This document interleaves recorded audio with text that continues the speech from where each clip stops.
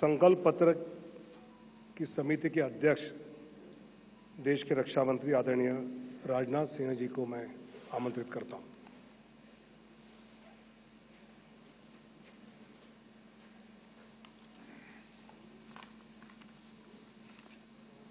अध्यक्ष जी, सबसे पहले तो मैं आपको धन्यवाद देना चाहता हूं कि आपने इस संकल्प पत्र समिति की अध्यक्षता का दायित्व मेरे ऊपर सौंपा और मुझे इस बात का हर्ष है, संतोष भी है कि मोदी जी के नेतृत्व में हमने देशवासियों से किया गया हर वादा पूरा किया है।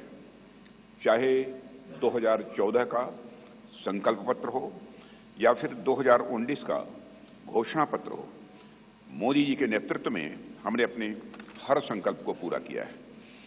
जब मोदी जी के नेतृत्व में हम 2014 के लोकसभा चुनाव लड़ने जा रहे थे तो उस समय मैं पार्टी का राष्ट्रीय अध्यक्ष था। Doctor Murli Manohar Joshi ji manifesto committee के चेयरमैन थे। मोदी जी के आग्रह को ध्यान में रखते हुए पार्टी का जो संकल्प पत्र तैयार किया गया था उसमें इस बात का विशेष ध्यान रखा गया था कि जो भी संकल्प हम देश के सामने रखें उसे हम निश्चित रूप से पूरा करें। मित्रों, भाजपा अपने संकल्प पत्रों के माध्यम से जहां स्वाभिमानी और सशक्त भारत के निर्माण का रोड मैप प्रस्तुत करती है, वहीं समाज के हर वर्ग के विकास और कल्याण के प्रति अपनी प्रतिबद्धता को भी देश के सामने रखती है। 5 साल पहले 2019 में संकल्पित भारत, सशक्त भारत के उद्घोष के साथ जो घोषणा पत्र हम लेकर आए थे उसमें हमने आजादी के 75 वर्ष पूरे होने पर भारत की एक संकल्पना रखने के साथ साथ 2047 के भारत की भी रूपरेखा देश के सामने रखी थी।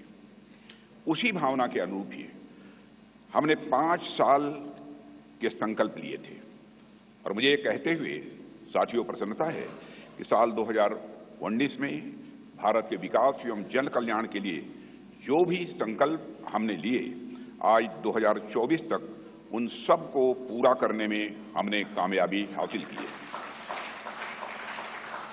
हम लोगों को इस बात का गौरव है कि भाजपा अपने संकल्प पत्र के प्रत्येक वादे को पूरा करती है। जो हम कहते हैं वो हम करते हैं। हमारे वर्ड्स, हमारे डीड्स, हमारे कृति और हमारे कथन में कभी कोई अंतर नहीं रहा है। यह बात आज केवल भाजपा के लोग ही नहीं बल्कि देश के नागरिक भी मानने लगे हैं। यही विश्वसनीयता हमारी सबसे बड़ी ताकत है। हमने जम्मू और कश्मीर से धारा 370 समाप्त करने की बात कही थी। आज धारा 370 समाप्त हो चुकी है। हमने महिलाओं के लिए विधायी संस्थाओं में 33% आरक्षण की बात की थी। प्रधानमंत्री मोदी जी की प्रेरणा से नए संसद भवन का उद्घाटन होते ही पहला कानून नारी शक्ति बंधन अधिनियम के रूप में देश के सामने आया। साथियों, हमारे संकल्प पत्र में अयोध्या में भगवान राम के भव्य मंदिर के निर्माण का मार्ग प्रशस्त करने की बात भी कही गई थी। आज अयोध्या में रामलला की नव विग्रह में प्राण प्रतिष्ठा हो चुकी है। हमने अपने संकल्प पत्र में आत्मनिर्भर भारत के निर्माण की दिशा में कदम आगे बढ़ाने की बात की थी। आज उस दिशा में देश तेजी से आगे बढ़ रहा है। साथियों, हमने इंक्लूसिव ग्रोथ, समावेशी विकास की बात की थी और गरीब कल्याण के प्रति अपनी प्रतिबद्धता भी व्यक्त की थी। प्रधानमंत्री मोदी जी की गरीब कल्याण के प्रति संवेदनशीलता का इससे बड़ा उदाहरण और क्या हो सकता है कि देश के 80 करोड़ से अधिक जरूरतमंद व्यक्तियों को प्रधानमंत्री गरीब कल्याण अन्न योजना के तहत 2020 से लगातार मुफ्त राशन दिया जा रहा है और मोदी जी ने इस योजना को 2029 तक चलाने का संकल्प भी व्यक्त किया है। साथियों, प्रधानमंत्री मोदी जी के नेतृत्व में हमने पिछले 5 वर्षों में संकल्पित भारत, सशक्त भारत के संकल्प को पूरा करने पर सफलतापूर्वक काम किया है। अब हम भारत के 140 करोड़ नागरिकों के सामने अपना नया संकल्प पत्र प्रस्तुत करने जा रहे हैं। भारतीय जनता पार्टी के जिस संकल्प पत्र को आज हम जनता के सामने प्रस्तुत कर रहे हैं, उसे तैयार करने में बड़ी एक्सटेंसिव और कॉम्प्रिहेंसिव एक्सरसाइज भी की गई है। संकल्प पत्र समिति के पास 3 माध्यमों से सुझाव आए। पहला, रथ के माध्यम से सुझाव हमारे पास आए। दूसरा, संस्थाओं और व्यक्तियों द्वारा पार्टी संगठन के माध्यम से सुझाव आए, हम तक पहुंचाए, और बड़ी संख्या में ऑनलाइन इनपुट्स भी हम तक आए।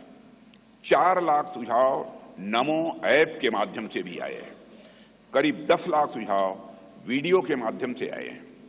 ऐसे करीब 15 लाख से अधिक सुझाव समिति के पास आए हैं, जिनकी स्क्रीनिंग करके हमने उनकी समरी तैयार की है। उनमें से मुख्य मुद्दे ढूंढे गए और उस पर चर्चा हुई कि इन मुद्दों पर हम क्या कर सकते हैं। इस बात पर भी विचार हुआ कि हम जो संकल्प लेंगे उनके फाइनेंशियल इम्प्लीकेशंस क्या होंगे। यह विषय केंद्र का है या राज्य सरकारों से जुड़ा है या समवर्ती सूची का है। इस विषय से जुड़ी कोई स्कीम चल रही है या नहीं, और इसका हमारे मित्र देशों पर कोई असर तो नहीं पड़ेगा, यह भी सावधानी बरती गई है। सभी बातों पर बहुत ही गंभीरतापूर्वक विचार हुआ है। साथियों, हर विषय की 360 डिग्री एनालिसिस करने के बाद हमने विषयों को 24 ग्रुप्स में बांटा है, 24 ग्रुप्स में से बांटा है।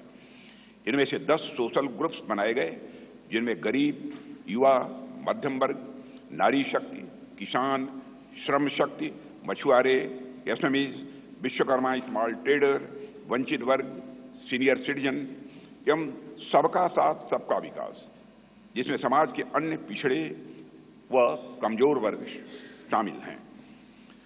इसी तरह जीवन और गवर्नेंस के जुड़े मुद्दे के 14 सेक्टर में बांटा गया है इन्हें, और इनमें पहला है विश्व बंधु, जिसमें भारत के अन्य देशों के साथ संबंध की बात की गई है। फिर है सुरक्षित भारत, जिसमें भारत की आंतरिक और बाह्य सुरक्षा का विषय है। तीसरा है समृद्ध भारत। चौथा है ग्लोबल मैन्युफैक्चरिंग हब। 5वां वर्ल्ड क्लास इंफ्रास्ट्रक्चर। 6ठा ईज ऑफ लिविंग। 7वां विरासत का विकास। 8वां है गुड गवर्नेंस यानी सुशासन। 9वां है स्वस्थ भारत। 10वां गुणवत्तापूर्ण शिक्षा। 11वां है खेल का विकास। 12वां है सभी क्षेत्रों का संतुलित विकास करना। 13वां है इनोवेशन एंड टेक्नोलॉजी, और 14वां है सस्टेनेबल इंडिया, जहां पर्यावरण से जुड़ी हुई बातें।